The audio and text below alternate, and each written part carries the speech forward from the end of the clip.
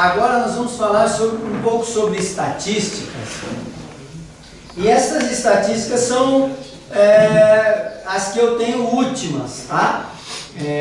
Não são da época que eu estudei quando era lá, eu fiz o bacharel no seminário e tal.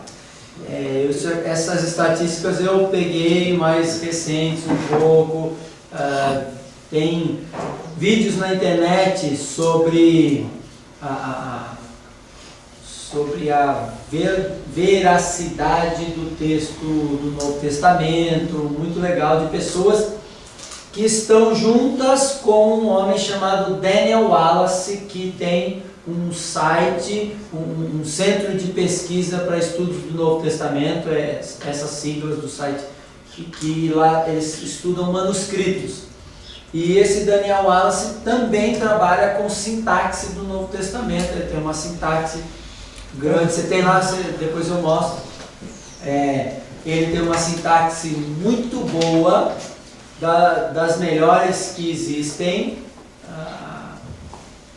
de uma maneira disposta muito fácil de concatenar os pensamentos, mas ainda não supera, na minha perspectiva, o antigo Robertson, que é em inglês só, já é domínio público, está na internet. Então esse é um material muito bom, é um material que todo estudante de sintaxe, todo estudante do Novo Testamento deveria ter. Editora Batista Regular. Batista Regular, só que só deve comprar quem sabe o grego, porque senão não vai te adiantar de nada, tá bom?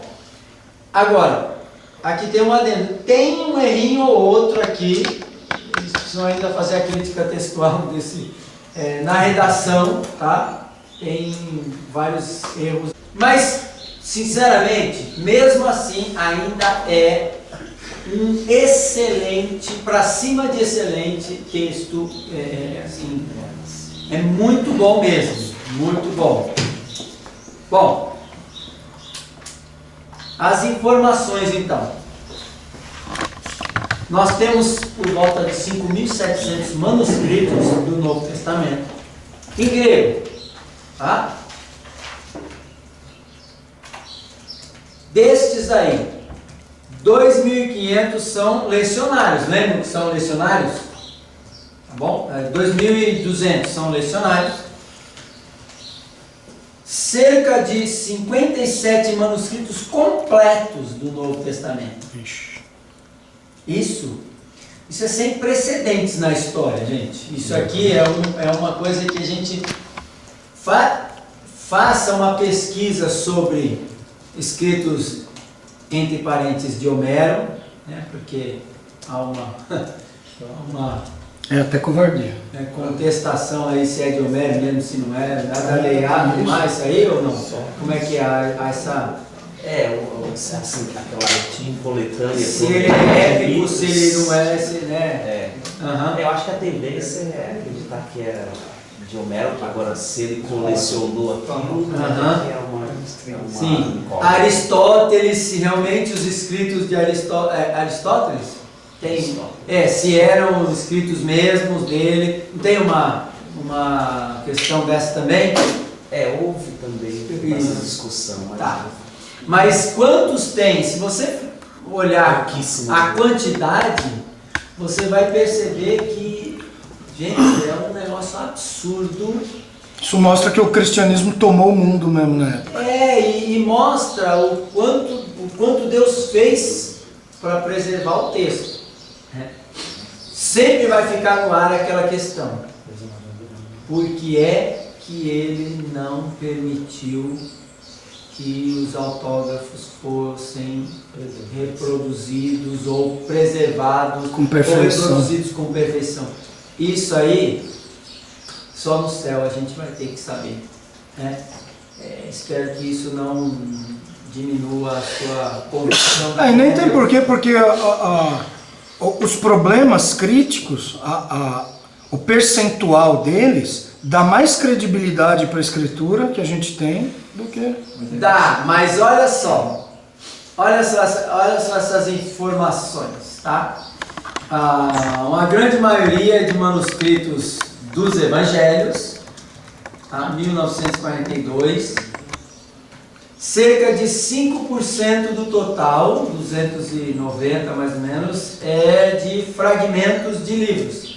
O que são fragmentos? Fragmentos são esses daqui, ó. Esse aqui é um fragmento. Esse aqui até que é grande, mas tem uns que são bem pequenininhos, assim, ó, desse tamaninho. Só tem uma palavra ou outra. Então é uma coisa que a gente tem que pensar. Foram 1.300.000 páginas escritas à mão. 1.300.000 páginas escritas à mão. Isso é interessante. E aí nós temos as versões, né? Quais são as versões? Latim, siríaco, copta, armênio, gótico. Tá? Essas versões nós temos, são versões antigas. E mais de 10.000 manuscritos só em latim. Mais de 10.000.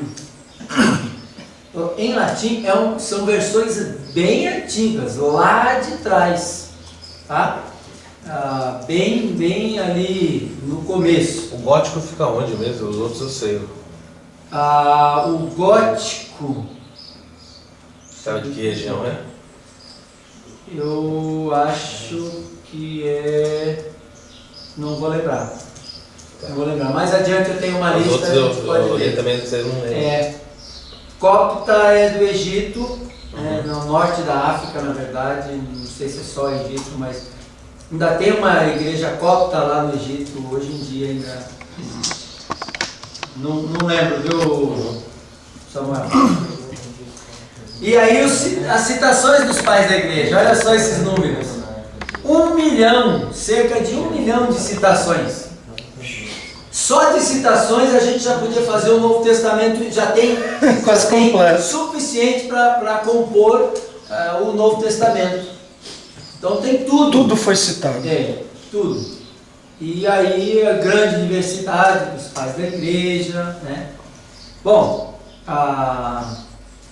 aqui nessa última informação é aquilo que a gente já falou, que a gente não sabia às vezes se o pai da igreja estava copiando, falando de memória ou fazendo uma alusão, uma paráfrase, uma coisa assim. Agora vem algumas informações que você precisa preparar a sua mente. Em primeiro lugar, há cerca de 400.000 variantes no Novo Testamento, entre os manuscritos. Gente, são 400.000. O Novo Testamento, dependendo da versão que você usa, tem 138.000 palavras, 140.000, 135, depende da versão que você usa. Então veja, tem mais variantes do que palavras no Novo Testamento. Isso é desesperador a princípio. Tá? Desesperador, né, Serol? Só que, vamos para as contas.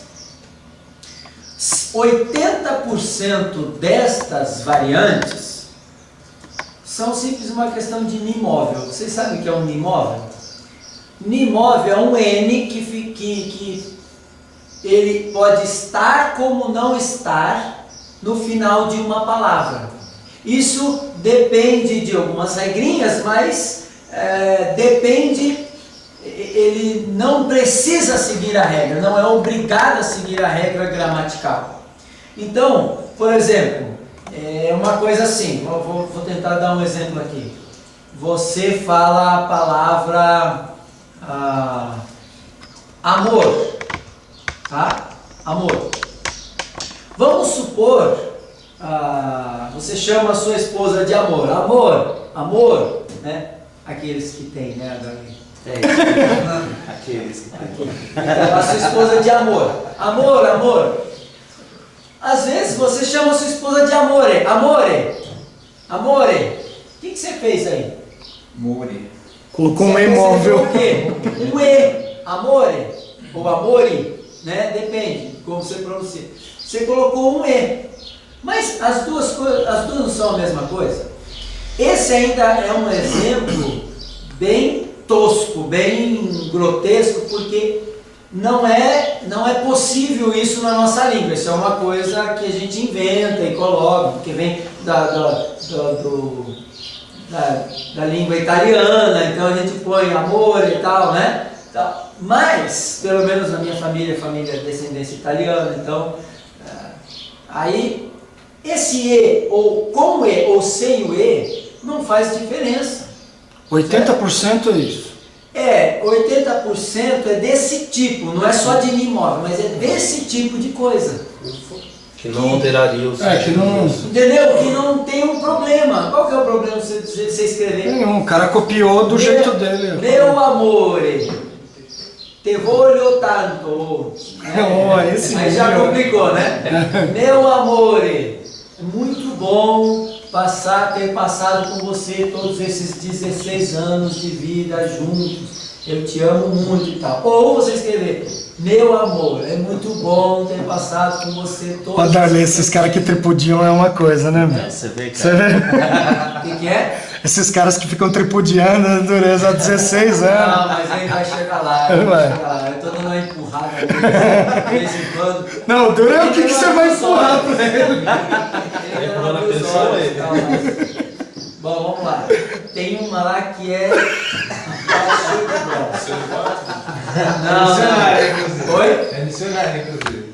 Não, vem galera. Isso é informação ilícita. É de verdade, essa é de verdade mesmo. Eu Na já igreja tem duas missionárias. tô empurrando. Ah, Tô empurrando. Eu ainda chego lá um Eu dia. tenho dó dela, mas eu tô empurrando. Então 80%. Veja, sobraram 20%. 80 mil só. Ok?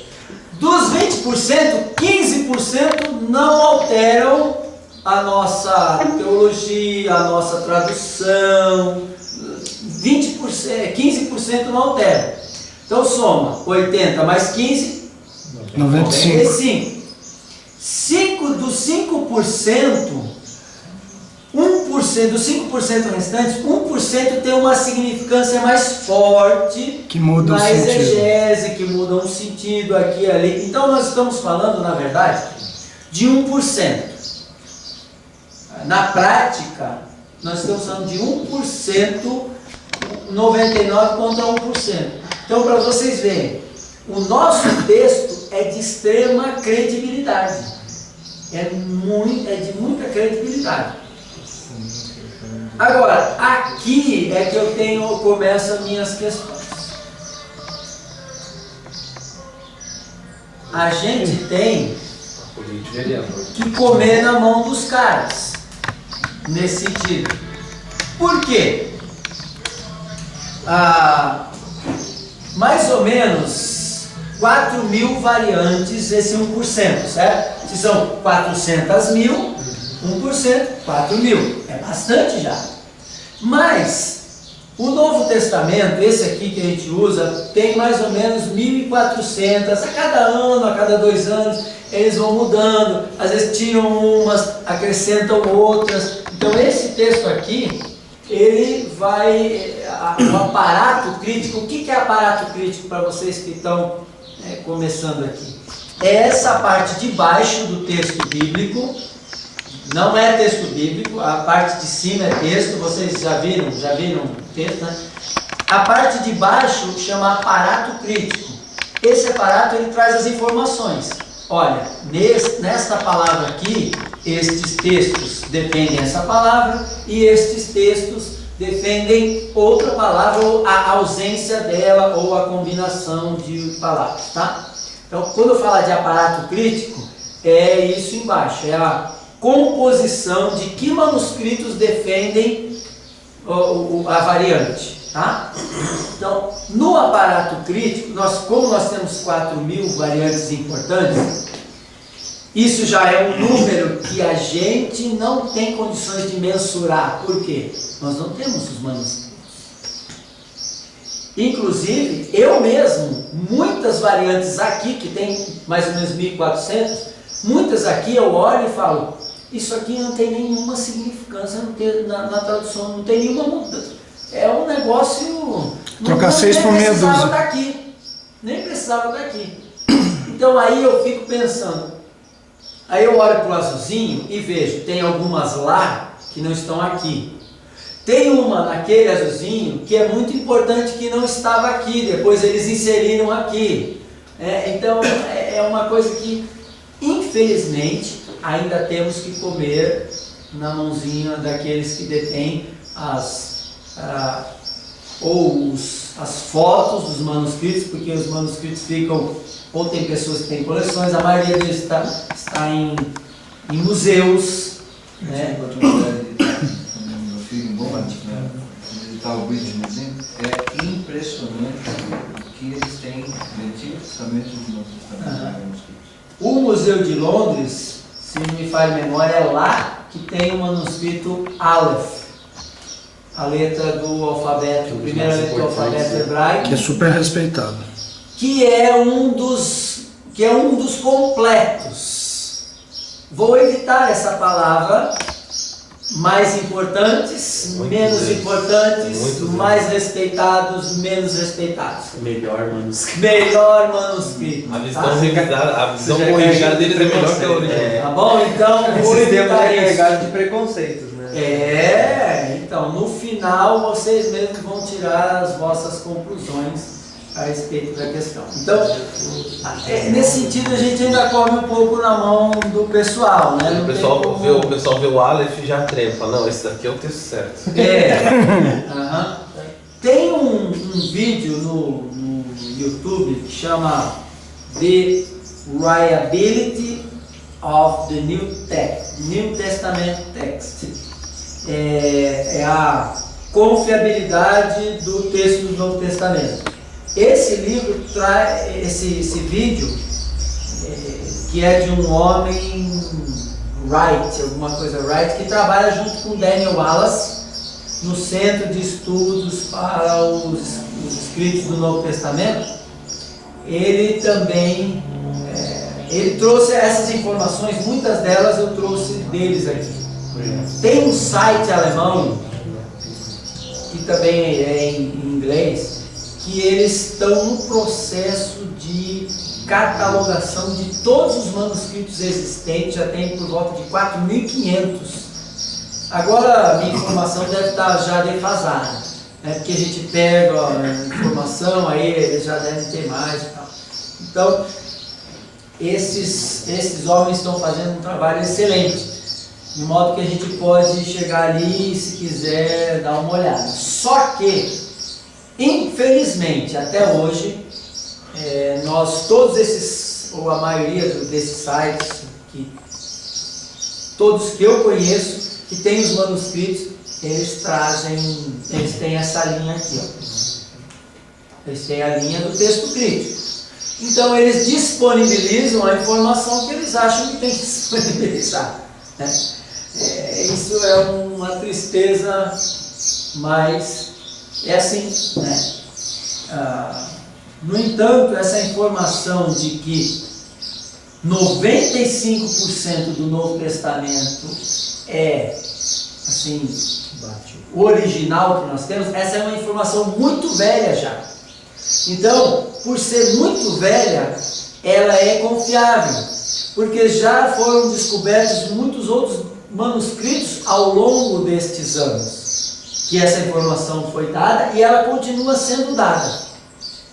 Então isso para nós é uma boa garantia, mesmo que a gente tenha que comer na mão do pessoal. Ok? Isso aí é importante lembrar. Bom, alguma pergunta aqui, alguma questão sobre essa introdução? Vamos lá. Bem, então vamos em frente começar a falar sobre as famílias textuais.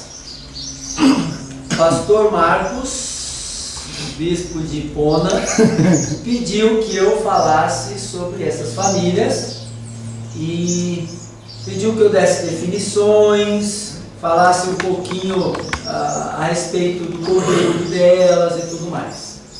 E aí depois, no final, nós vamos trabalhar quais são alguns critérios para podermos lidar com essas famílias, as melhores, piores, entre aspas, se é que a gente pode lidar com isso. Bom, então qual é a definição de famílias? Primeiro, a gente tem que pensar numa coisa, temos que tomar cuidado para não confundir famílias textuais com famílias de manuscritos. Ainda essa definição, ela ainda é um pouco marota aí, ela pode dar uma margem para um lado ou para o outro. Por quê? Deixa eu tentar explicar. Existem grupos de manuscritos menores que estão dentro das famílias e que são chamados de famílias. Então, o que o pastor Marcos pediu que eu fizesse de famílias, na verdade, a melhor maneira da gente dar o nome para isso é tipo textual. Quando ele falou de famílias textuais, ele quis dizer os tipos textuais. Tá? Então, a família ou tipo textual, essa é a ideia aqui, nós vamos trabalhar com tipos, tá? Tipos de texto. É assim que doravante vamos encarar. Então, família textual é um agrupamento de manuscritos. Tipos textuais são tipos de manuscritos agrupados, ou inteiros, que a gente tem vários que são completos, né, no Novo Testamento, ou partes desses manuscritos ou partes desses manuscritos que compõem um tipo, uma tendência. Essa é uma boa palavra, uma tendência. Essa tendência, ela eles observaram esses tipos e colocaram juntos aqueles que eles percebem que são textos que seguem um caminho. Necessariamente eles não são iguais, mas eles seguem um mesmo caminho. Então a questão aqui é o tipo de escrita que eles tinham. Tá? Qual é o critério para fazer isso daí? O critério basicamente são os erros em si. São algumas peculiaridadezinhas, pequenas coisas que eles têm ali, que isso foi determinando. Então as variações. Então nós temos, por exemplo, 20 manuscritos ou 10 manuscritos que têm variação neste mesmo lugar. Traz a mesma palavra nesta variação. Então eles falam, bom, esse é um tipo de texto, eles agrupam. Estão comigo? Okay. E aí, esse é um outro, que ele costuma não pôr o unimóvel. Então, são vários critérios, não é só um. Eles vão avaliando. Veja que trabalho de uma vida. Se por um lado a gente come na mão desses homens, esses homens são heróis. Porque isso é um trabalho, às vezes eles têm que ver com lupa, com certas máquinas. Por quê? Porque alguns manuscritos são chamados palimpsesto. O que são esses manuscritos? São manuscritos, isso quer dizer escritos novamente, ou usados novamente. Eles raspavam, tiravam aquela tinta e escreviam por cima. Não, às vezes nem texto bíblico, você viu uma outra... Antes era um texto que às vezes não era texto bíblico, eles raspavam por um texto bíblico que é o contrário. Era texto bíblico, rasparam e puseram outra coisa. E aí ficava resíduo da antiga. E aí, com o passar dos anos, pudemos ter condições de ler o que estava lá embaixo. Alguns aparecem, tem uns que você vê assim, uma coisa sobreposta. Mas tem outros que, então, você tem que ver de uma forma diferente. Então, é um trabalho bem complexo, tá bom?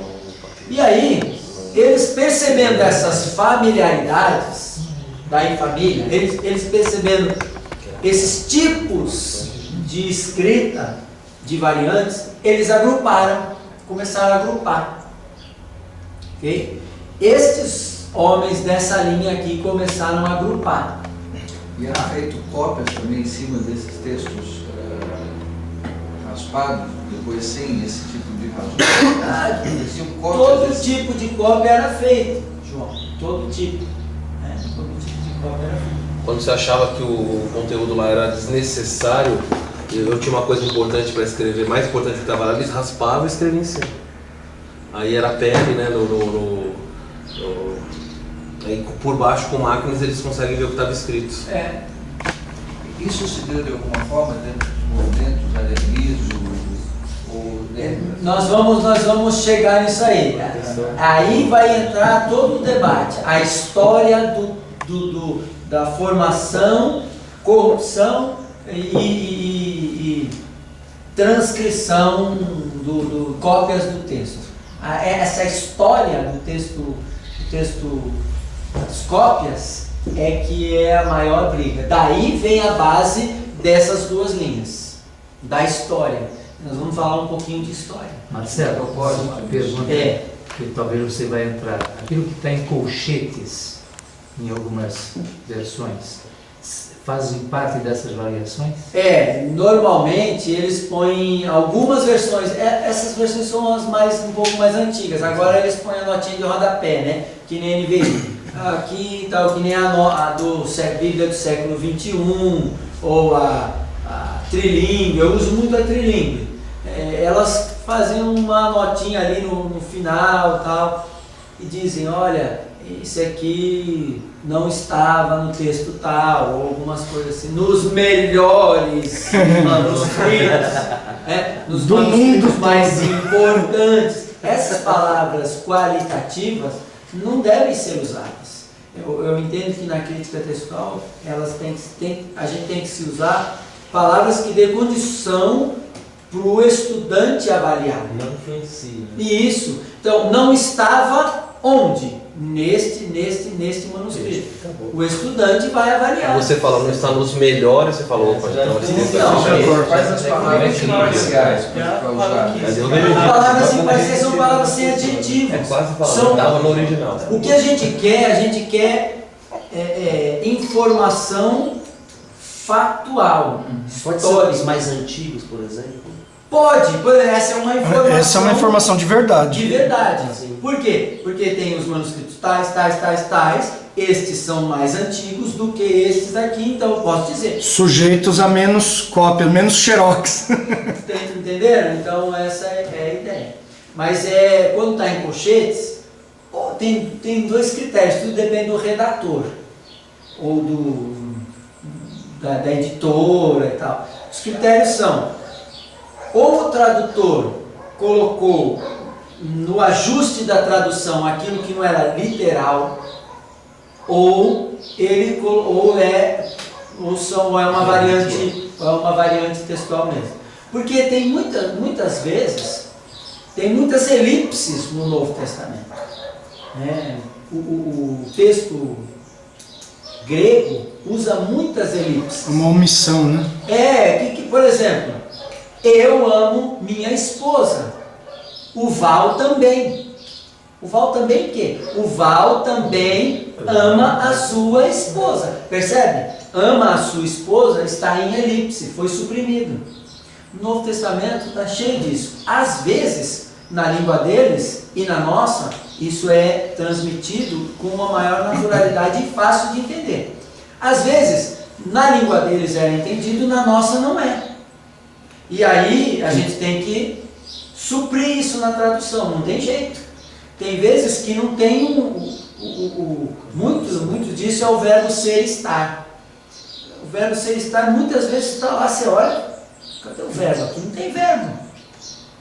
É um verbo ser estar que está lá. Tinha que estar lá, mas não está. na língua deles. Implícito. Né? Então, às vezes, o tradutor resolve por isso, ou em parênteses, ou em itálico, ou alguma coisa. Tudo depende lá do início, você tem que ler lá a introdução para saber qual foi o critério que foi usado. Marcelo, Sim. como é considerado, se você tem uma família textual mais antiga e você tem uma outra com uma variante e você percebe que toda essa família é mais nova, aí você pode concluir que essa mais nova partiu de um erro e gerou as outras? Eu vou deixar isso um pouquinho para frente, tá? Porque aí entra no critério de como estabelecer o texto bíblico. Quais são os critérios usados para você estabelecer o texto crítico. Então a gente vai dar um pouquinho desses critérios, embora que seja rapidamente. Tá? Bom, então estas famílias, como eu coloquei aqui, elas são agrupadas ou elas são divididas ou por regiões ou por categorias. E aí é uma coisa um pouco complexa, ainda estou estudando um pouco dessas categorias. Mas eu trouxe aqui para vocês um pouco disso. Primeiro, quais são as regiões? Basicamente, são 4 regiões usadas. Quando se divide em regiões? Então, região alexandrina, bizantina, cesariana e ocidental. No mapa, para a gente entender isso, é mais ou menos assim, tá? Então, você tem aqui, que pega a parte da Itália, um pouco da África ali embaixo. Você tem a região ocidental, chamada ocidental. Você tem a região bizantina, que pega tanto a região verdadeiramente bizantina, que é a Turquia, quanto um pouco já da Ásia, que era o lugar onde as igrejas começaram, a maioria das igrejas, e para onde as cartas realmente foram escritas. Então essa região que é chamada bizantina, embora, se você lembrar, a região bizantina mesmo é um pouquinho para lá, né? é pro lado da Grécia. Mas essa parte aqui mas se estende até aqui. Dá para sobrepor ali a ponta. Sim, essas regiões não são separadas assim, elas são mais sobrepostas, tá? Só que até o Johannes fez um novo desenho disso e ele sobrepôs essas. Ele mostrou para nós no mestrado, eu não peguei, mas ele sobrepõe. Isso, a gente só separou aqui para a gente ter uma ideia, tá? Que também não tem como colocar um muro e dizer é aqui ou é ali, não tem. Então por isso elas se sobrepõem, né? Ó, daqui, passou desse azulejo para lá, é a bizantina, daqui não tem, a ocidental para cá, não dá. Nós temos do norte da África, Egito e tal, que é a alexandrina, que vocês lembram que ali no Egito tem, lá quando teve a helenização, então teve uma cidade chamada Alexandria, né? Que depois se tornou o centro vamos dizer assim, cultural da época, uma biblioteca enorme e tudo mais, né? Bom, e até ali surgiu, se me falha a memória, a Septuaginta, por Ptolomeu Filadelfo, que pediu que traduzisse o Antigo Testamento para o Novo Testamento. E temos a região cesariana, que é mais a parte de Israel e Companhia Limitada. A gente fala ali em Palestina, né? Alguns não gostam de usar essa expressão também, mas vamos dizer assim, antigo território de Israel. Cesariana porque é referência à biblioteca de Cesareia? Eusébio? Eu tenho que confessar para você que eu não sei porque esse nome está. Né? Não sei exatamente. Talvez por causa de uma cidade tudo se tornou... Não, acho que a importância da biblioteca mesmo. Pode ser, por causa da O local onde tinha a casa da... É onde Eusébio de Cesareia, ele lidava com uma biblioteca lá. Ele teve na época de Constantino, parece que encomenda de cópias da Bíblia, então eles trabalhavam com isso. Essa parte mais histórica é uma área que é um pouco mais a minha deficiência. Por isso seria legal, vocês acrescentem aí, seria bom isso daí. Tá. Naná, é possível fazer alguma diferenciação entre esses tipos textuais em relação à NA 27, ao texto crítico e ao texto majoritário, ou não é possível? Sim, o texto crítico está mais aqui e o texto majoritário está aqui.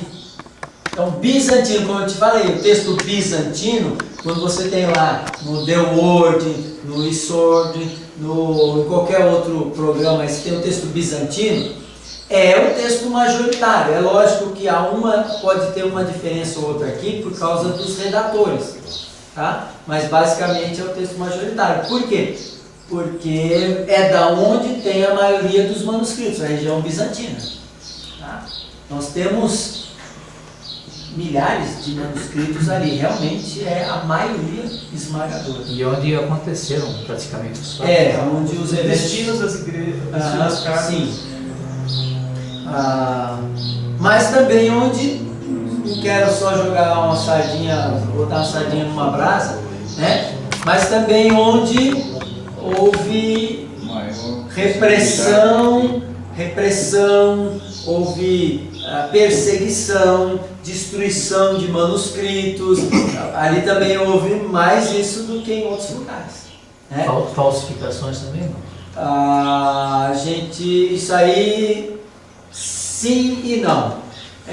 Eu entendo, pelo que eu tenho lido na história, que tanto de um lado quanto do outro há a possibilidade, em qualquer desses lugares havia a possibilidade da falsificação. Por quê?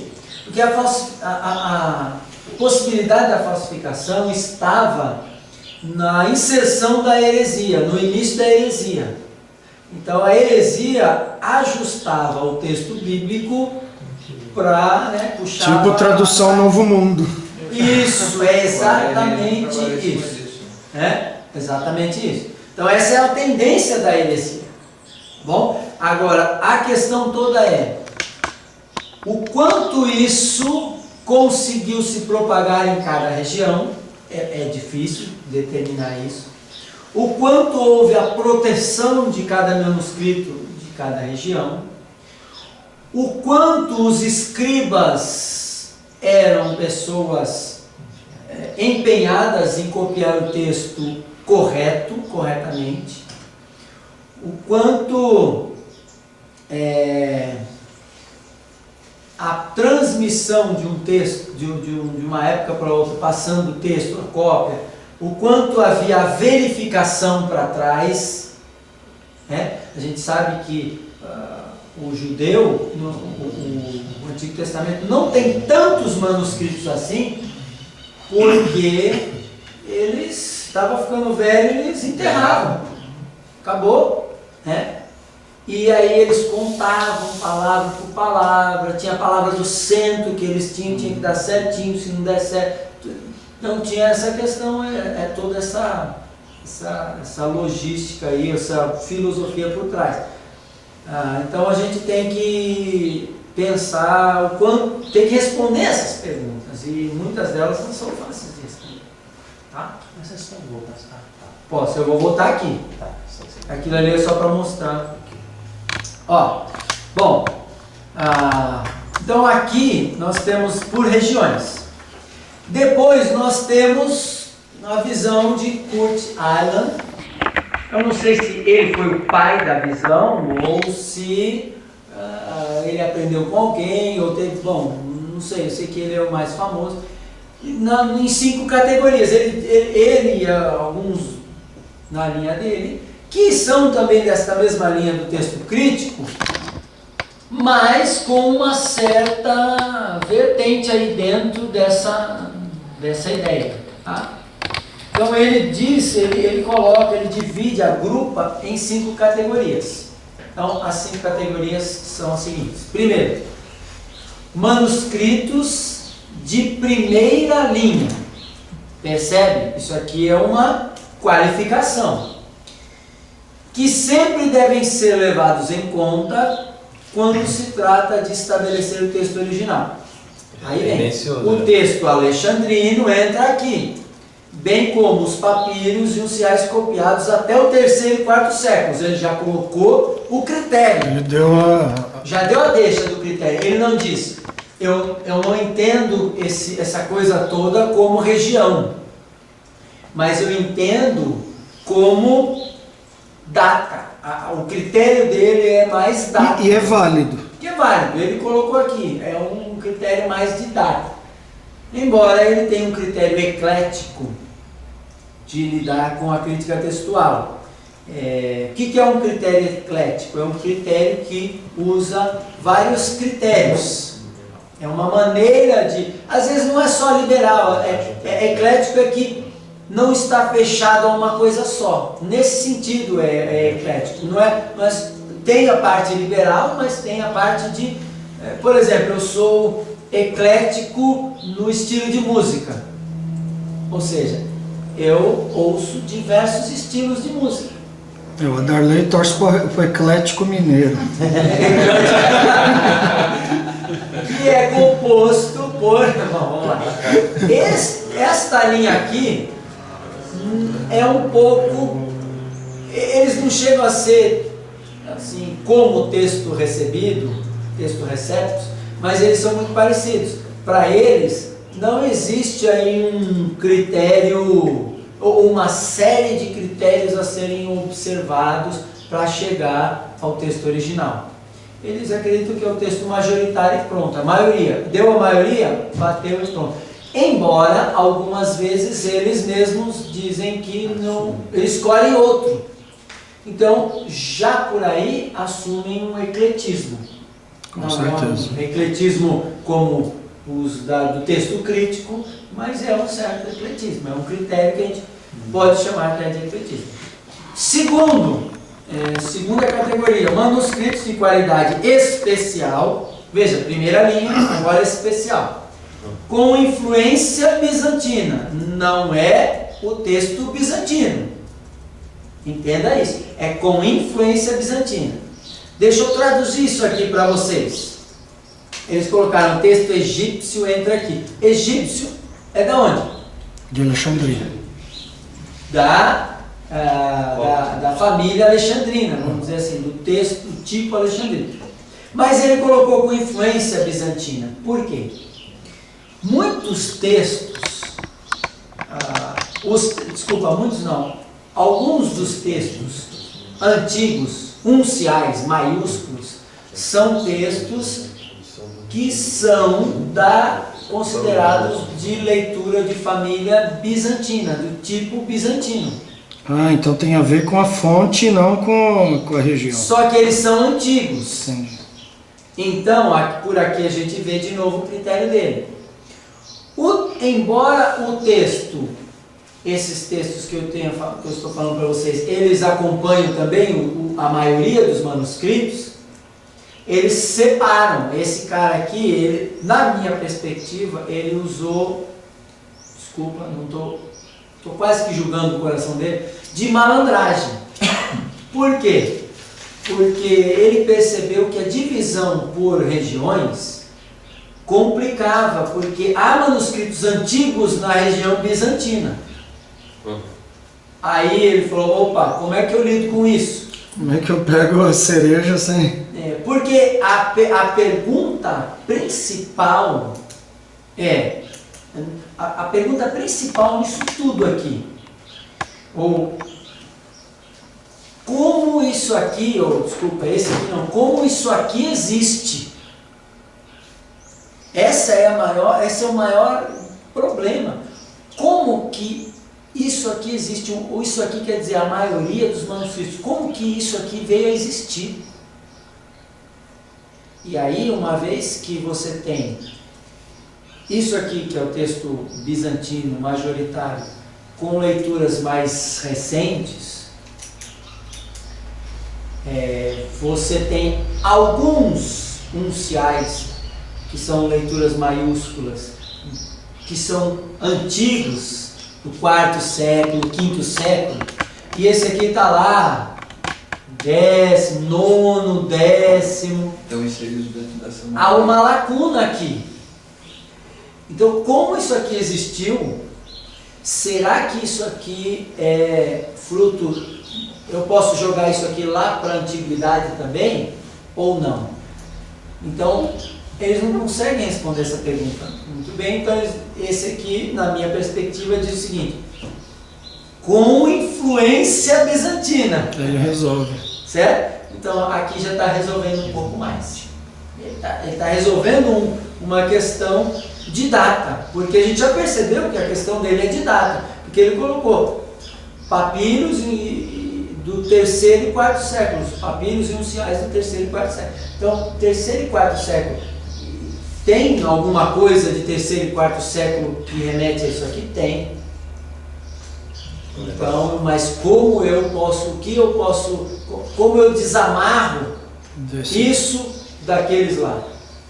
Então, eu acho que essa é uma tentativa de desvincular as duas coisas. Tá? E aí, terceiro critério, terceira categoria, manuscritos de natureza distinta, com um texto independente, mas que são mais importantes para a história do texto do que para o estabelecimento do texto original.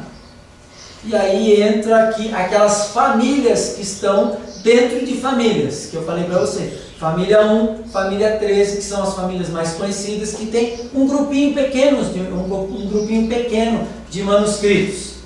Eu tenho aqui, deixa eu colocar aqui, não está aqui na tela, mas eu tenho aqui alguns. Por exemplo, na família 1, nós temos o manuscrito 1, 118, 131, 209 e 1582. Eles dão, às vezes, nomes, às vezes números para manuscritos, tá? Eles não chamam João, Maria, José e tal. Às vezes é uma letra, tipo Aleph, primeira letra do alfabeto hebraico. Psi, uma letra do alfabeto grego. Delta, uma letra. Então, depende aí, manuscrito A. Ou manuscrito, aí alguns colocam só números, 01, 02 e tal, assim por diante. Todos que começam com 0 são unciais. Todos que começam ou 0 ou letras são unciais, são maiúsculos. E todos que começam com um número sem o 0 são minúsculos. Tá? Os minúsculos são mais recentes e não tão antigos. Vieram mais do século 9, 8, 9 praticamente em diante. Tá bom? Então aí entram essas famílias que ele estabeleceu aí como terceira categoria. Quarta categoria, manuscritos do texto B.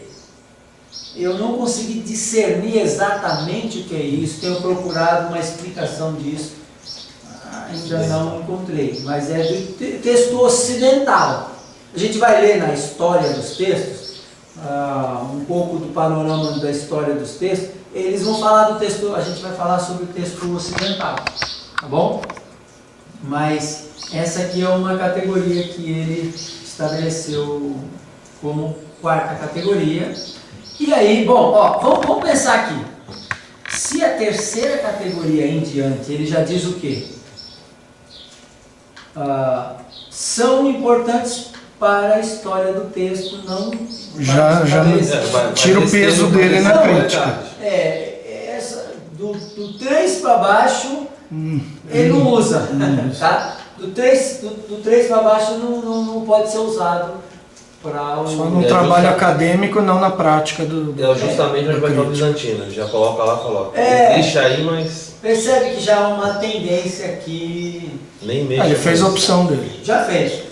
E aí o texto... E o quinto? Aí qual seria o quinto, né? Qual seria? O arquirrival. Manuscritos que tem um texto predominantemente bizantino. Influência bizantina é bom. Então, Predominância bizantina é ruim. Entendeu? Então eles dividiram a influência do estritamente bizantino e o do que teve influência bizantina. Eu acho que a regra para definir o que é influência e o que é predominante também é... É a idade. É a ele idade. pensou que é a idade. Entendi. Então ele volta para o primeiro critério, só tem um critério. Então, o antigo sul bizantino, eles falam que tem influência. Só tem um critério. olha aqui, ó, manuscritos de qualidade especial com influência bizantina. Esse aqui, mas olha só, ele colocou, bem como papiro, ó, aqui, ó, ele já colocou o critério, terceiro e quarto século. Ele não fala mais nada a não ser de data, depois ele não explica mais nada. Então aqui, ele já deu para nós o critério dele. Ele fala, se for antigo e bizantino, é que teve... influência, não é bizantino. Não é É bizantino. um texto aqui, sei lá, alexandrino que alguém influenciou. Isso, Tanto tanto é que, sai da rápida olha aqui que pela ele direita. fala, ó, o texto é egípcio. Ele está dizendo que o texto é egípcio. Ou seja, ele está dizendo a influência bizantina, mas é alexandrino. É alexandrino. Então, essas categorias, elas têm uma ordem hierárquica. É isso. Neste caso, no caso dos tipos textuais por região, elas têm uma ordem hierárquica também, mas é muito mais conceitual. Você não pode verificar, só se você ler o que eles escreveram sobre o texto bizantino, o texto alexandrino. Se você ler, então aí você vai perceber, não, o critério deles é esse. No caso do critério de categorias, ele já põe ali, já faz a divisão e pronto. Ele chama ali, alguém que tem manuscritos de primeira linha. Primeiro ele já faz a divisão. O segundo critério, qualidade especial, só foi para diferenciar um pouco. Né? Bom, agora, de qualquer modo, essa categoria dele aí, ela tem, a gente tem que concordar que ela tem peso, antiguidade. Tem. Sim. Então, Sim. Apesar dele, critério. parece que ele se fecha um pouco em relação a outros critérios, mas o critério que ele adota é legítimo. Sim. Não pode ser, na minha perspectiva, lá adiante a gente vai abordar, nem o principal, mas também não pode ser descartado. Eu acho Nunca o manuscrito antigo vai estar lá no final. Mas ele não respeita nem o princípio dele de antiguidade. Porque quando o antigo lá ele acha bizantino, ele fala, não, isso não é influenciado. Então, isso é verdade. É uma questão controversa, tá bom? Bom, vamos agora, a gente vai passar por um momento, eu vou fazer algumas leituras aqui, aí vocês vão precisar prestar atenção, porque esse aqui, eu deveria ter falado para vocês, para quem que tem, trazer e tal, e aí, quantos tem esse texto aqui? Ó? Me perdoem por isso, eu vacilei. Não, leu, tá lido. Mas eu vou ler aqui. Vamos começar aqui com uma abordagem daquela questão da explicação dessa mentalidade aqui, dessa nomenclatura. Dado o fato que a segunda nomenclatura, ou o segundo critério usado por categorias, já é autoexplicável. Não sei se eu respondi a tua pergunta aquela hora, Dali. Eu acho que sim. Para o Curtialo, de fato, tem aquelas categorias estão numa ordem hierárquica. Não são só colocadas que você tem que observar todas, mas primeiro Não, elas têm escala de E valor. ele deixou isso claro da terceira em diante, quando ele diz que são importantes, essa frase aqui, ó, são importantes para a história do texto, mais importantes para a história do texto, do que para o estabelecimento do texto. Então, assim, embora que ele não feche a porta mais do que, ele não fecha a porta, dizendo Mas isso, está implícito. ele está dizendo, quase que não vale nada. Irrelevante para a questão. Mas ele está dizendo, é mais importante para isso do que para aquilo. Não quer dizer que não tem nenhuma importância. o objetivo da crítica é mais estabelecer o texto do que a questão da história. Você não vai para a crítica só para conhecer a história, você vai para estabelecer o texto que você vai usar. Uma observação excelente. Esse é o nosso alvo. A gente não pode perder de vista o alvo. O alvo é, eu quero saber o que Deus deixou para mim. Eu quero saber aquilo que Deus quer que eu aprenda e que eu ensine. Tá? Alguém Pode quer ir? Não, eu não quero não. Pode ficar à vontade. Quer sentar em cima? Nesse sentido, eu vou fingir que os meus cabelos brancos ainda não estão fazendo evidência. A minha pergunta foi porque, olhando como está no slide, as 5 categorias, sem o texto, a primeira impressão que eu tive que eram pontos a serem observados na avaliação do texto, não é exatamente uma ordem, uma escala de valores. Né? Pelo que você está colocando, de fato. É uma escala de valores. Mas a da lei, olha só, isto aqui também é uma escala de valores.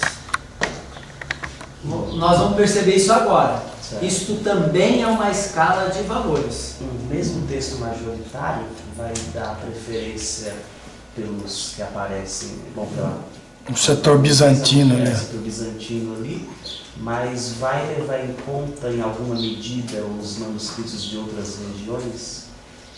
O majoritário vai levar mais ou menos também em conta. Entra um pouco. Só que o que acontece é que quando tem o majoritário, ele não está sozinho. Ele tem aqueles que são de influência bizantina. Está entendendo? Então não é que você tem nas variantes ou nos tipos de leituras diferentes, você tem ou o majoritário mais novo contra os outros mais antigos. Não é isso.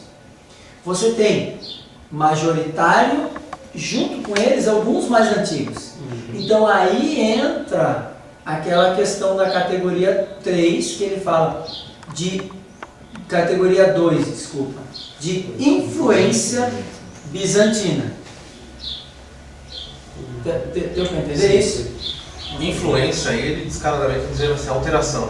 Influência, ele está dizendo assim, tem uma relação com o texto bizantino, só que ele não é, ele é antigo, mas já teve alguma corrupção lá atrás. Não é fidedigno.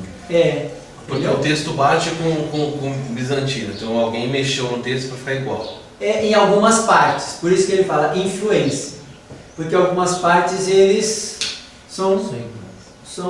eles concordam.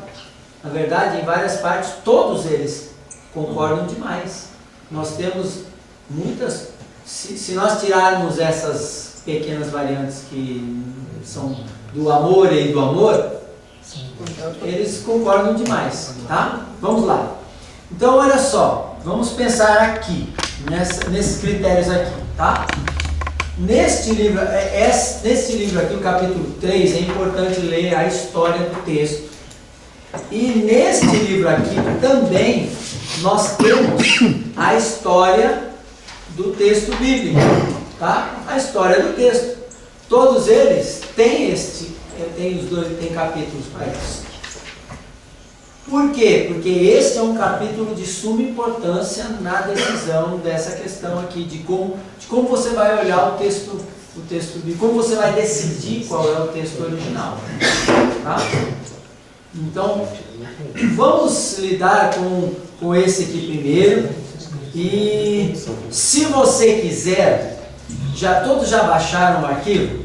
Abra o arquivo e deixe lá no capítulo 5, onde está a história do texto. Eu já mandei por e-mail de todo mundo, tá bom? Vocês têm aí, são 2 megas e alguma coisa. Mandarei só que não baixou. Todos baixaram? Você ainda não, né, Dalê? Tá baixando agora. É que o download na minha cabeça demorou para... Não, tudo bem. Não, mas não tem problema, você deixa aberto aí, tá? Todos acharam capítulo 5, história do texto? História do texto.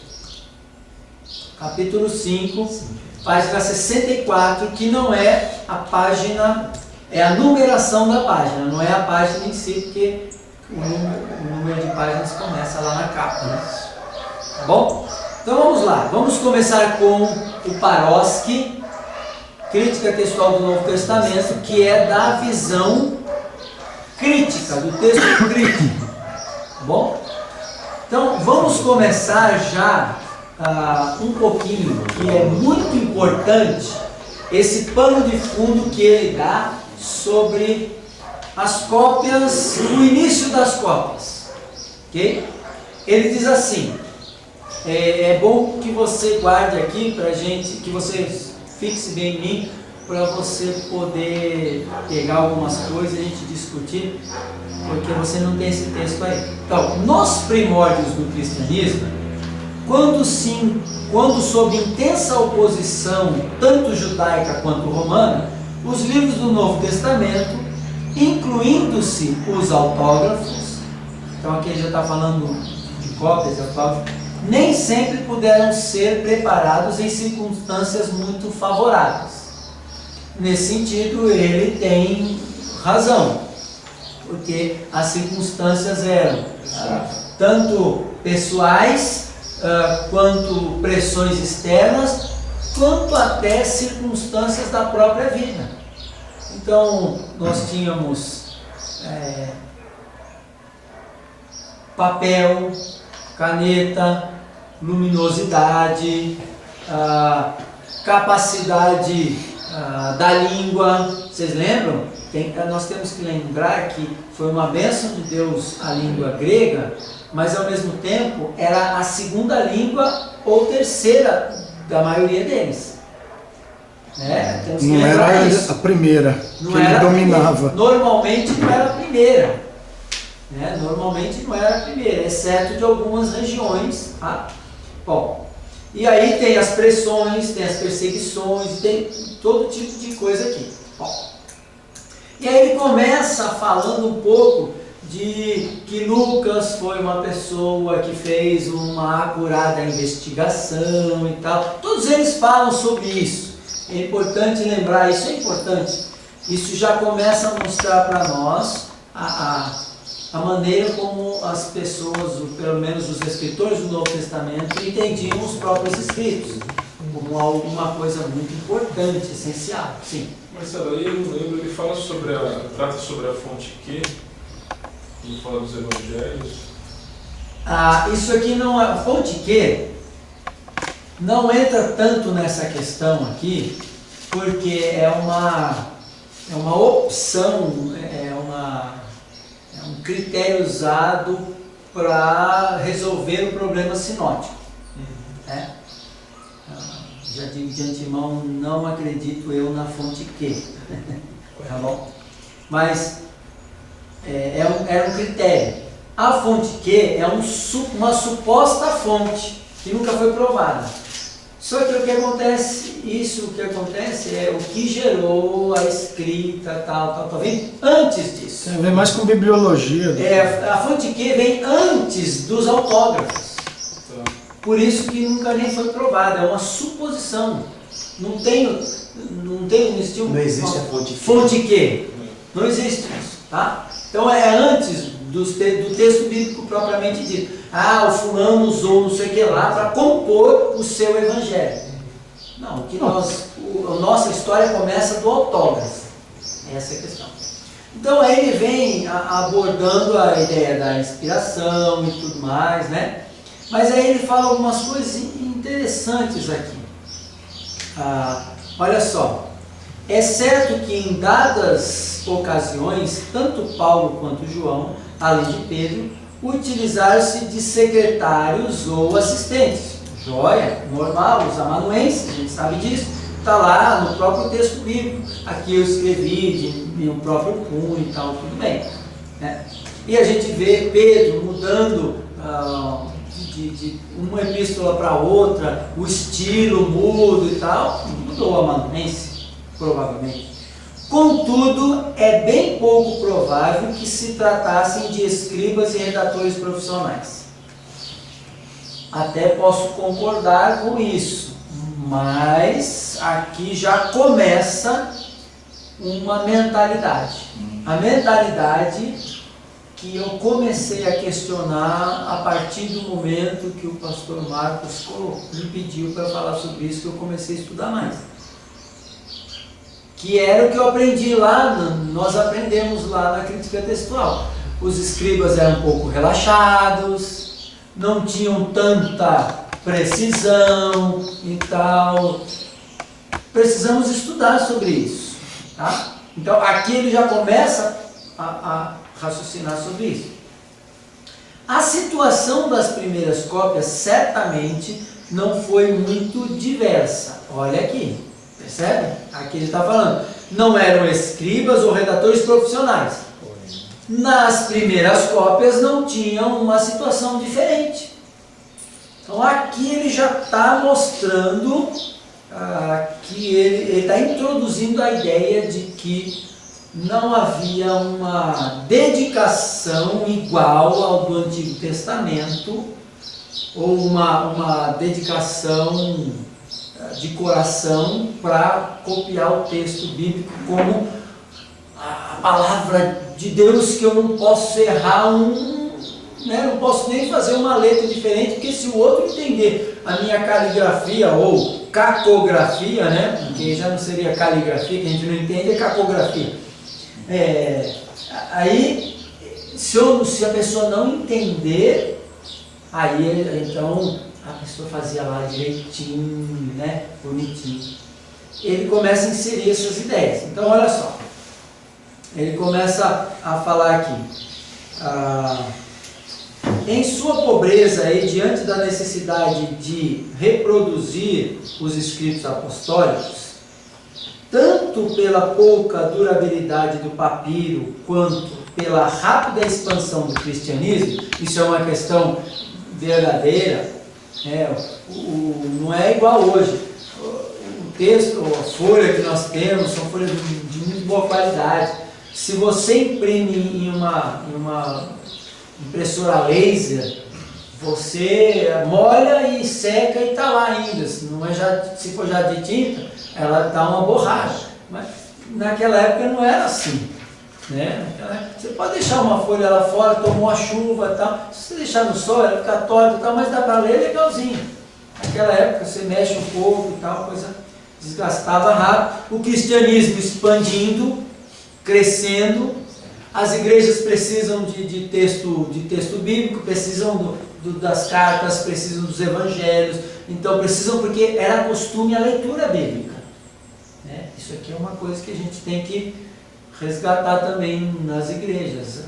Muita Bíblia, né? Centralidade do culto nas escrituras. Bom, só uma aplicaçãozinha para não ficar totalmente técnico a coisa, né? Então aí ele começa, quanto à expansão do cristianismo. As igrejas muitas vezes tinham de emprestar copistas amadores ou até mesmo irmãos bem intencionados, mas de pouca habilidade gráfica. Ok? Tudo bem, eu concordo e discordo com essa afirmação. E assim, tão logo os originais começaram a ser reproduzidos, o que deve ter começado ainda dentro do período apostólico, concordo com isso, né? Como Paulo fala, lê a epístola, né, de Colossenses lá, e aí de tal, lê uma daqui de Tessalônica e tal, eu não lembro exatamente quais são, mas ele pede para ler. Laodiceia, não é? Laodiceia, de Laodiceia aí e tal, né? Colossenses e Laodiceia, acho que eram essas duas cidades, né? Então, havia isso. E aí chegava lá em Laodiceia, os camaradas, nós não temos essa carta, vamos copiar, que a gente vai continuar lendo, né? Então eu acho importante isso. Então, as primeiras variantes textuais começaram a surgir neste momento das cópias, pela falta de um revisor que checasse o trabalho, passaram a se multiplicar nas cópias seguintes. A minha pergunta, eu coloquei uma pergunta aqui.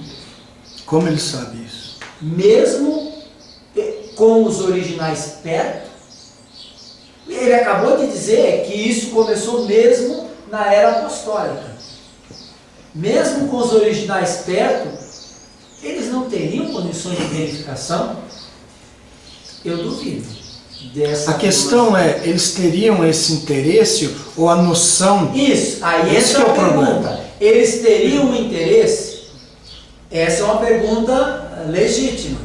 Mas dizer, essa é uma afirmação, uma pergunta legítima. Agora, dizer que se começaram as cópias ainda ao lado, tinha que ser ao lado do manuscrito original, e isso foi reproduzindo várias vezes ainda ao lado do original, dizer que não havia possibilidade de verificação, isso para mim Aí é demais. não é uma... Existia dentro dessa mesma cultura, a gente percebe, de repente, muitos amanuenses podendo ser judeus.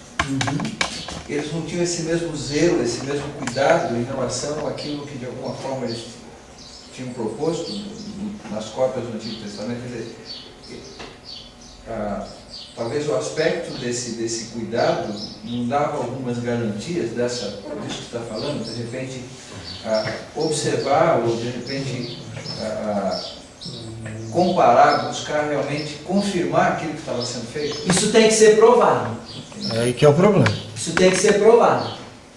Aí a gente vai tentar lidar com isso. Daqui a pouco eu já vou para esse texto aqui, né, que você tem, e nós vamos avaliar a evidência, se pode ou não ser provado. Eu acho que a questão está exatamente nisso, né?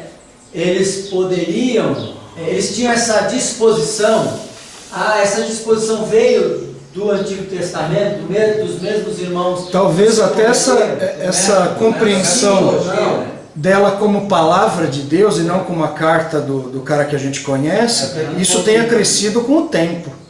Vamos analisar as questões aqui, olha lá. Então aí começa.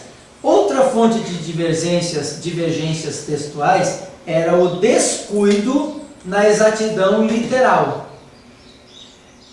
Aqui eu coloquei um ponto de interrogação na palavra descuido, porque isso está no mesmo caminho, tem que ser provado isso, né? E quando se fala exatidão literal, desculpa, mas quem eram os mais literais e os mais alegóricos? Mais alegórico é Aqui, Alexandre. Né? Percebe? Quem que eram os mais... Se a questão é exatidão literal... Não, se bem que uma coisa é falar isso no raciocínio e outra numa cópia. Acho que um conceito não incide sobre o outro. Ok, eu concordo, mas a gente tem que ver que há uma mentalidade por trás disso tudo. Tudo tem que ser considerado. O cara conduz conforme interessa também.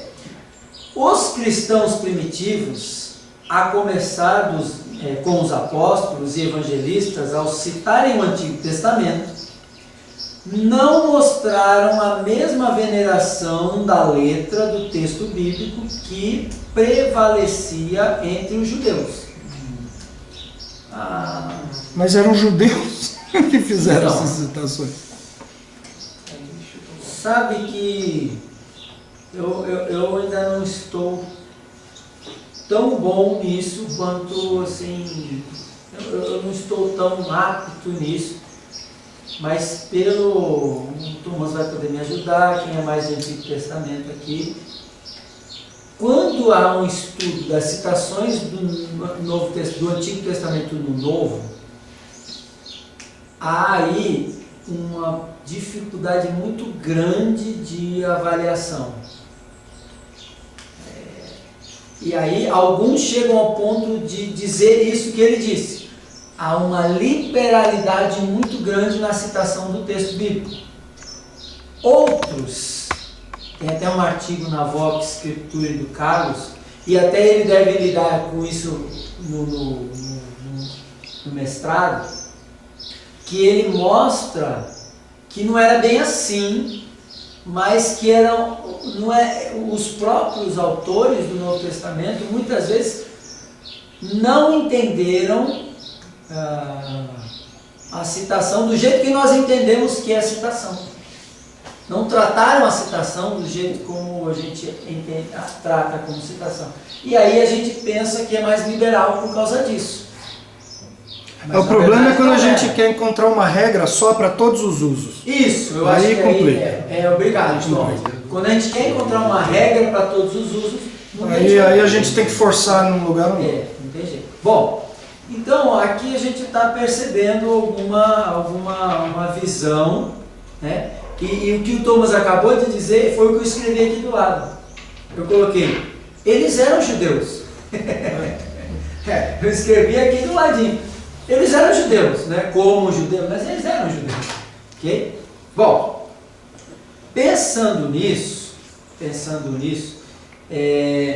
antes de passar mais adiante, a gente vai ler mais umas frasezinhas e já vai entrar nesse outro texto. Olha só aqui o que ele fala.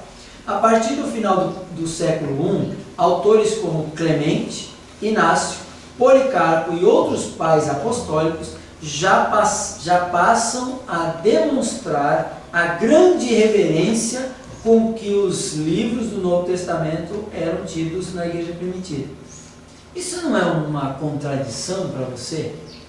O camarada, o que ele está dizendo aqui é o seguinte: os próprios autores Foram desleixados. e os pais da igreja foram mais fiéis.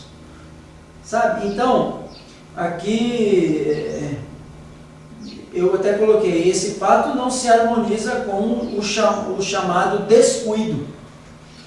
Assim, isso aqui não... Peraí, primeiro que ele não se harmoniza com a questão dos autores. Segundo, que ele falou de descuido lá atrás, mas ao mesmo tempo, esses pais aqui que são, no final do primeiro século, já demonstram uma seriedade maior. Ele está se contradizendo. Sem seguir uma linha. Ele está se contradizendo. Porque ele falou lá atrás de descuido na cópia. Ele falou lá atrás dos próprios autores originais e agora ele fala outra coisa. Bom, é interessante aqui, parece que...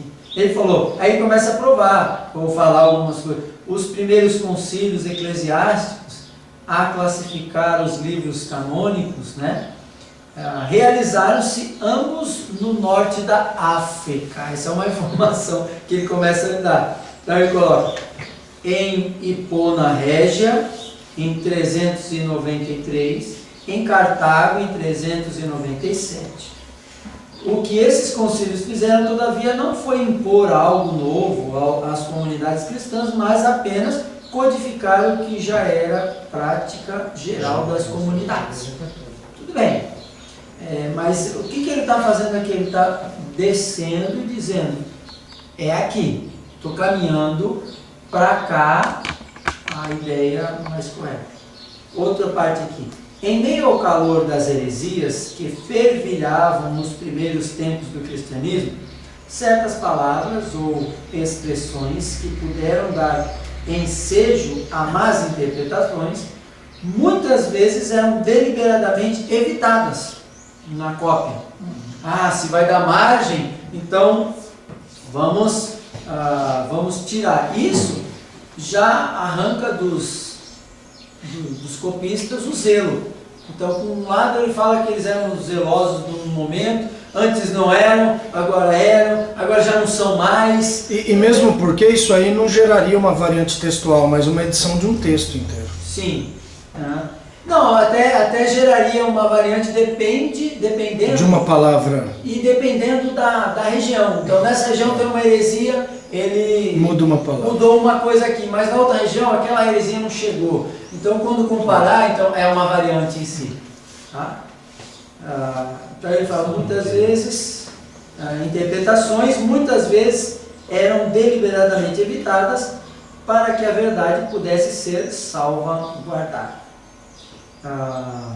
E aí ele diz assim, numa das cartas de Jerônimo, ele se queixa de que os copistas, aí ele põe entre aspas, eu não tenho essa citação, até coloquei aqui, de onde era, para onde escreve, né? Eu ainda tenho que verificar, talvez alguém sabe, Jerônimo se tinha escreveu para uma região particular só, se escreveu para outras, alguém sabe disso? Talvez o Marcos saberia, né? Não sei. Bom, ele escreve assim: escrevem não o que vem sobre os copistas, mas o que imaginam significar. E ao pretender corrigir os erros de outros, meramente exibem os seus. No início do século III, Orígenes já havia mencionado a grande divergência que existia entre os manuscritos. Então aí, século III, início. E aí ele coloca que os corretores costumavam estender ou encurtar o texto como melhor lhe parecia. Bom, aqui a gente para neste livro e pensa, qual é a conclusão até aqui? Qual é a conclusão que você tira dele, as conclusões que ele tira aqui de tudo que ele falou?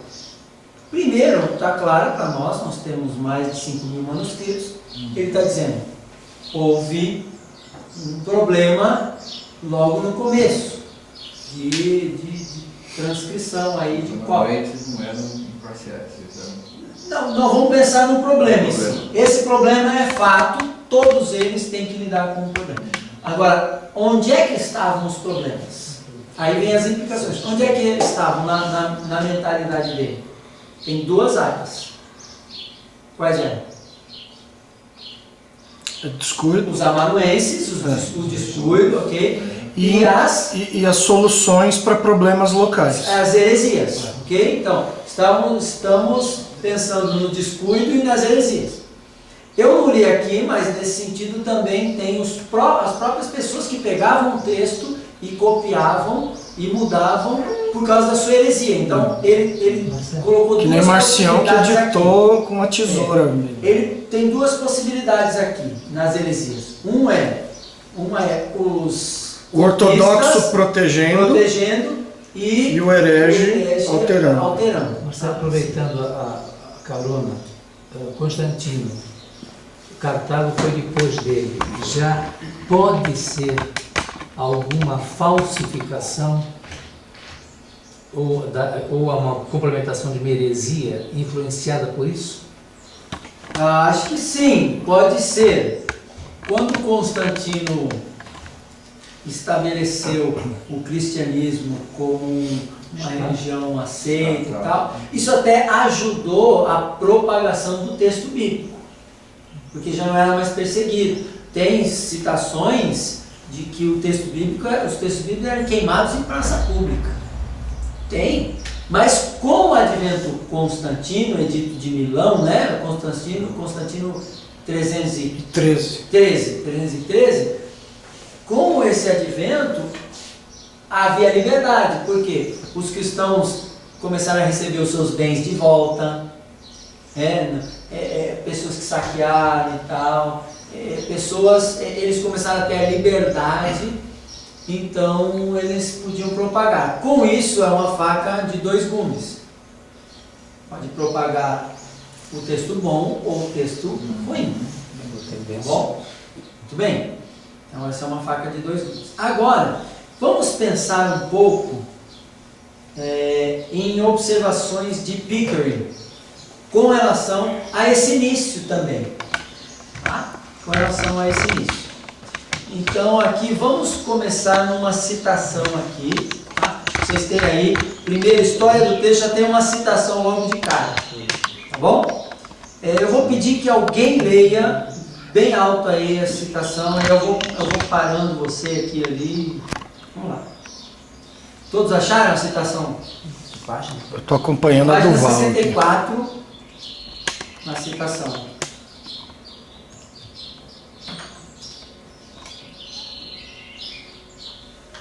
Alguém, qualquer um. Citação continua em circunstâncias? Em circunstâncias normais. Quem for ler tem que ler bem alto aqui. Em circunstâncias normais, quando mais um texto seja mais velho do que os seus concorrentes, tanto maiores serão as suas possibilidades de sobreviver uma maioria simples ou maioria absoluta dos textos existentes em qualquer dado período subsequente. Pera, vamos entender aqui. Você está entendendo o que ele está falando? Se o texto é antigo, mais antigo, a probabilidade é que ele tenha sido copiado mais. Então tem mais cópias, então ele tem maioria, certo? Ok, isso é natural. Contanto que essas cópias não tenham sido destruídas, contanto que essas cópias que tinha tivesse condições favoráveis de conservação. Tinha objetivo de realmente proliferar, porque tem escritos muito antigos que não tinham objetivo de proliferar, e aí nem foram copiados quase, que é a ideia de outros aí. Vamos lá. Mas o mais velho de todos os textos é o autógrafo. Assim sendo, deve-se concluir que uma maioria absoluta de textos será muito mais capaz de representar corretamente o caráter do original do que uma pequena minoria, a não ser que tenha havido algum deslocamento radical na história da transmissão. Isso é, uma verdade patente quando se trata de uma proporção esmagadora De 8 para 2. Sob quaisquer condições de transmissão razoavelmente normais, seria bem possível uma forma textual posterior adquirir tão grande predomínio de testemunhas existentes. O que ele está falando aqui, esse 8 para 2, é um texto majoritário contra todos os outros.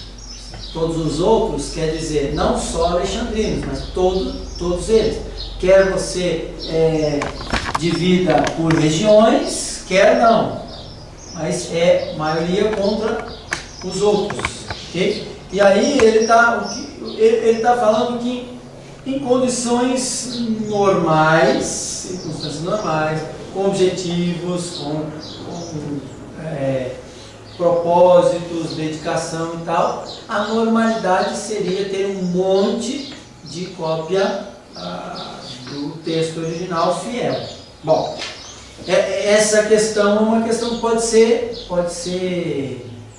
questionada também, né? Pode ser questionada.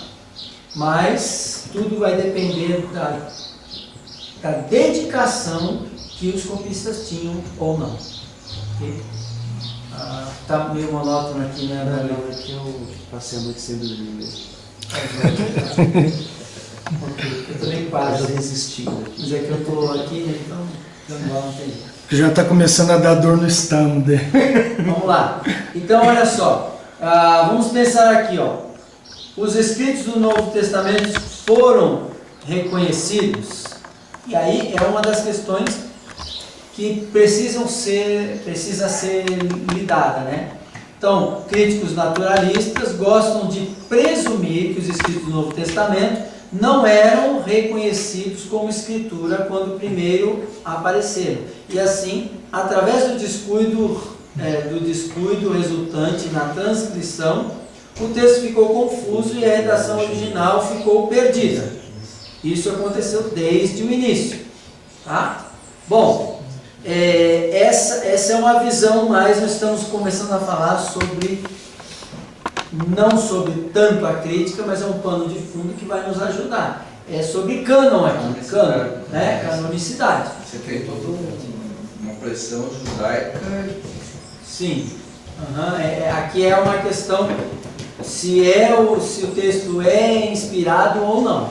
Bom, aí vem na próxima citação ali, quando chega no finalzinho Hort, e diz assim, baseado, tá bom? Baseado na leitura existente, obrigado, na literatura existente, a pureza textual mal atraía interesse. Isso quem está dizendo? Hort. Hort é o pai de Metzger, que é o pai de Paroski, vamos dizer assim. Hort é aquele lá atrás, o Westcott e o Hort, né? Duas pessoas que começaram a lidar com essa crítica textual e voltar para a antiguidade e rejeitar. Bisavô. Bisavô de Paroski, vamos dizer assim. Né? Bom, então ele está dizendo que, baseado na literatura existente, a pureza textual mal atrai interesse. Não existe evidência para mostrar que, de modo geral, se tomava cuidado a fim de escolher para transcrição os exemplares que tinham maiores reivindicações de serem considerados autênticos. Ou seja, o que o Hort está dizendo? Lá no início, quando teve os problemas, já começaram a ter os erros, o Hort está dizendo a mesma coisa que o Paroski disse. Os escribas não tinham tão interesse na pureza do texto, e sim mais simplesmente na transcrição. Tá? Eram profissionais, né? E aí ele vai dizer que aqui ele vai dizer que surgiram na época de Constantino, até surgiram aquelas lojas de transcrição de texto e tal. Né? Bom, e aí ele começa então esse Pickering do período apostólico, mostrando que se considerava muito importante o texto bíblico. Era muito importante para os autores. Então ele diz, é claro que pelo menos o apóstolo Paulo considerava os seus escritos como sendo autoritários. E aí ele vai seguindo em frente, e lá na quarta linha de cima, de baixo para cima, diz, João também é bastante claro. Então, tanto Paulo quanto Pedro declaram que várias pessoas estavam escrevendo a Escritura no seu tempo, presumidamente incluindo eles próprios. Tá? Então aqui a gente está pensando o quê? Que havia transcrição na época e que para esses homens era algo de suma importância, eles consideravam a Escritura sagrada, a palavra de Deus para nós, ao ponto de que ela cada pingo, ela é importante. Reconheça ser mandamento de Deus o que vos escreve. Então, para nós, eu não vou mais passar por isso, porque eu não preciso ler tudo isso aqui. Para nós isso é comum, nós já estudamos isso, para nós isso é comum. Só nos falta responder o quê? Se esse amor, este fervor, esta dedicação, esta reverência foi transmitida aos próximos. Essa é a questão. Aqui ele está dizendo que tem uma lacuna nisso, na verdade. Ele começa a contestar os próprios autógrafos. Ele está falando, de repente, essas pessoas como profissionais não eram piedosos o suficiente para ter esse cuidado. Ou não tinham interesse disso. E aqui ele começa a contestar o próprio apóstolo Paulo ou os outros que citavam desleixadamente. O que ele está dizendo? Ele está dizendo, se eles não tivessem tanto esse fervor, isso não passaria adiante. Eu escrevi aqui do lado, bem grande, com ponto de interrogação. E a inspiração? Né? Bom, tudo bem. E além do mais, também tem as citações que os apóstolos fazem, literalmente, né? Sim, tem citações do Antigo Testamento, tem parágrafos, mas tem também citações literais. Sim. E quem disse que a paráfrase deles não era inspirada, se é que era paráfrase, não era inspirada ao ponto de comunicar a mente de Deus do texto que ele... Ou de acrescentar novos fatores no sistema da revelação progressiva. É mais natural entender a preservação nesse ponto. Isso. Então, mas veja que aqui já começa, ele começa a quebrar um fundamento que para nós é essencial. E aqui eu comecei a questionar. Falei, por que não vi isso antes, né? Minha leitura de seminário. Por que eu não vi isso aqui antes? Bom, Deus sabe. É porque tem Então- citação de Paulo que, olhando hoje, né, olhando a questão da alegoria, ele até alegorizou o texto do Antigo Testamento. A gente considera aquilo uma alegoria autorizada, né? Porque foi Paulo que fez, mas se fosse qualquer um de nós aqui, a gente não consideraria isso. Sim. Então, olha só, aí isso a gente está na metade para o fim do primeiro século, certo? Por quê? Paulo morreu 67, 68, okay? Martirizado na sua segunda prisão em Roma, sob Nero. Pedro morreu por volta de 68 também. João, por volta de 90 e pão, alguma coisa assim, né? 90, 90 e pão, talvez de lado, mas depois... Bom, então nós temos aí uma força apostólica até a segunda metade até metade da segunda metade do primeiro século. Ou seja, Até o final do terceiro quarto. é isso, até o final do terceiro quarto. Ok? Bom, temos uma força grande aí. Tá? E Paulo tinha uma influência enorme. Ele viajava, e tal. E a gente tem que lembrar que lá em Tito fala que encaminha Zenas, o intérprete da lei, e Apolo. Aquilo ali é essencial para resolver o problema judaizante que estava tendo em Creta, porque Tito era um grego e Zenas e Apolo eram judeus, conhecedores do Antigo Testamento. E o problema em Creta era justamente o problema da fábulas judaicas, mandamentos de homens desviados da verdade. Então, veja que há uma influência grande desses homens em várias regiões. Apolo e Zenas eram missionários itinerantes. Tanto Apolo tem uma influência enorme em Corinto, né, ao ponto de dar divisão. Né? E aqui a gente vê em Creta também. E a gente pode saber, olha, eles estão caminhando. Bom, então essa influência, na minha perspectiva, foi grande. Essa reverência pelo texto bíblico foi grande. Bom, vamos em frente então. Clemente de Roma, no terceiro parágrafo aí da página 65.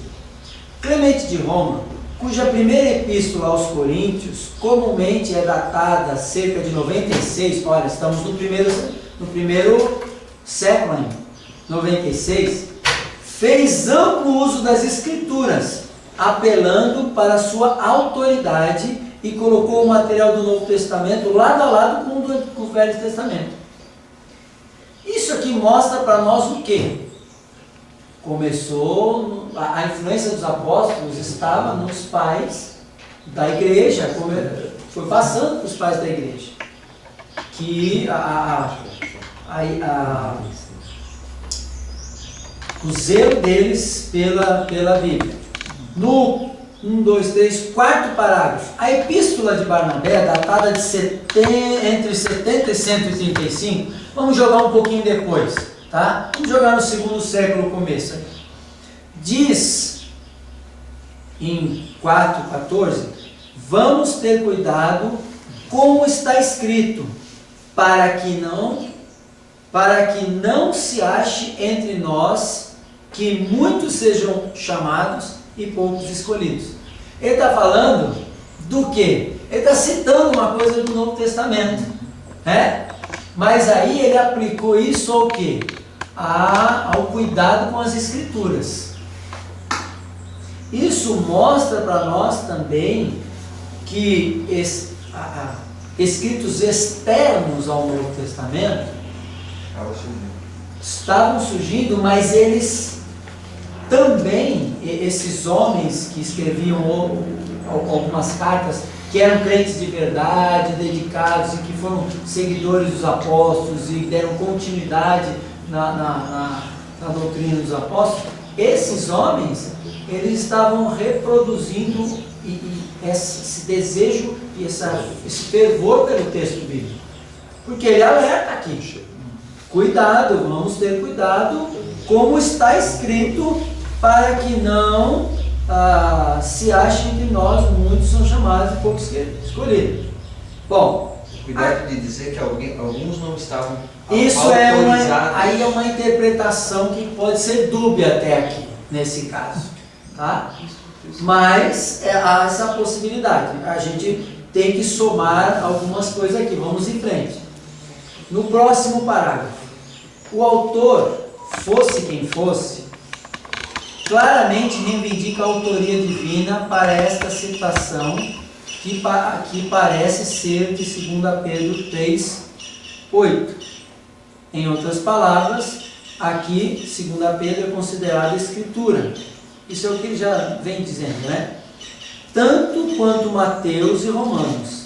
Barnabé também possivelmente fez alusões a 1ª e 2 Coríntios e tal. Então ele está falando aqui do zelo pela escritura.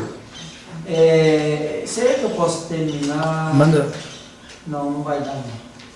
Bom, vamos parar no 1º século, início do 2º, e a gente está... Qual é a conclusão aqui? Sim, a gente sabe que pelas heresias que foram surgindo, elas atacaram as escrituras. Pelo próprio processo de estabelecimento do cânon, isso foi uma coisa complexa que atacava a veracidade e até o valor que cada pessoa dava às escrituras. Mas a gente não pode negar que era realidade um amor e uma dedicação passada dos apóstolos para os seus discípulos e assim por diante. Então nós estamos do 1º para 2º século com uma mentalidade nos dois lados, não só no lado de que havia uma liberdade tão grande. Nós também estamos no 1º e 2º século com uma rigidez, no bom sentido da palavra. Mas a diferença é que aqui tem evidência, né?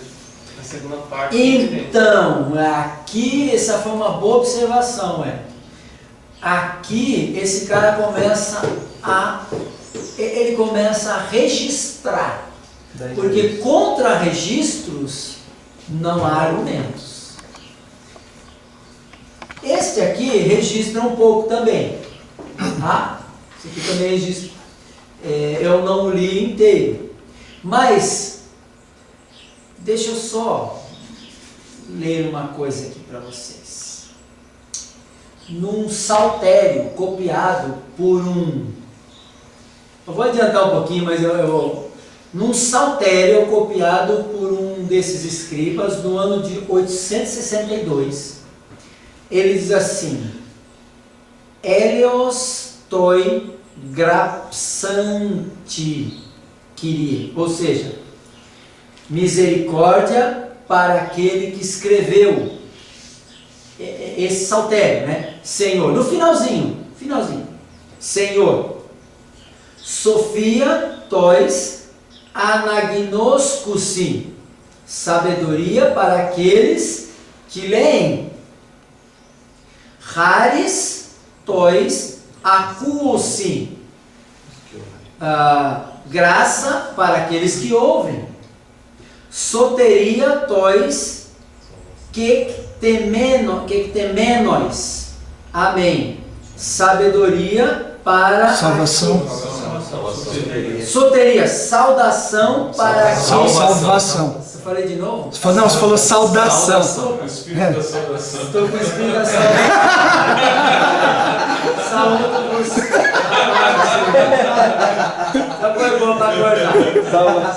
Salvação para aqueles que possuem este códex, esse livrinho aqui, amém. Isto aqui é citação de Metzger, aqui, ó.